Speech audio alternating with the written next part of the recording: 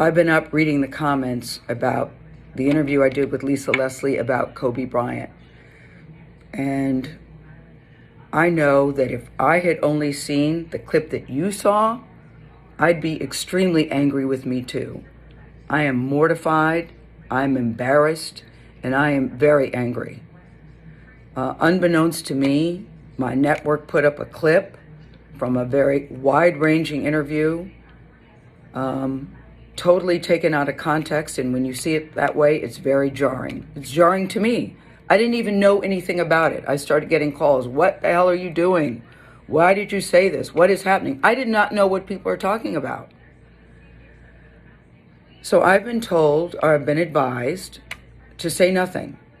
Just let it go. People will drag you. People will troll you. It'll be over in a couple of days. But that's not good enough for me, because I really want people to understand what happened here and how I'm feeling about it. I reached out to Lisa because I know that she's a longtime friend of Kobe's, to talk about his legacy and their friendship. We had a really wide-ranging interview, talked about many things: his career, his passion, his sense of humor, the way he was mentoring other people, how he was starting his next chapter. It was wide-ranging. And yes, we talked about that court case, because that court case has also come up. And I wanted to get Lisa's take on it as a friend who knew him well, what she thought, where that should stand. And I thought it was very powerful when she looked me in the eye as a member of the media to say it's time for the media to leave it alone and to back off.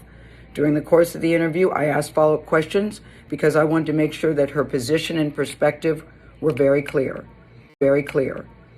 And at the end, when she said it's time to leave it alone, as I said, I thought that was powerful. And I insisted that that part be in the interview, because I thought that it put a nice button on that part of the conversation. When the interview aired, we got a great reaction to it. I talked to Lisa last night. I believe that Lisa was okay with the interview. And I felt really good about the interview, really good about the interview. So for the network to take the most salacious part, when taken out of context, and put it up online for people who didn't see the whole interview, is very upsetting to me, and that's something I'm going to have to deal with them. And there will be a very intense discussion about that. I also want to say this. I have been with Kobe Bryant on many social occasions. He was very kind and very warm to me, and I felt that we had a friendly relationship. I too am mourning his loss, just like everybody else. I still am shocked by it. It's tragic and untimely, and the last thing I would want to do is disparage him at this particular time. And I hope people understand that. And that's why I'm taking this time to speak to you directly. I've never done one of these before. I've never done one of these before, but this was so important to me that I felt I had to say something. I don't want to sit up on a set and read a prepared remark.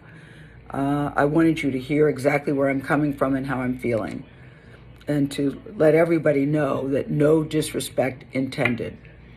And now I've got to go to work. I thank you for listening.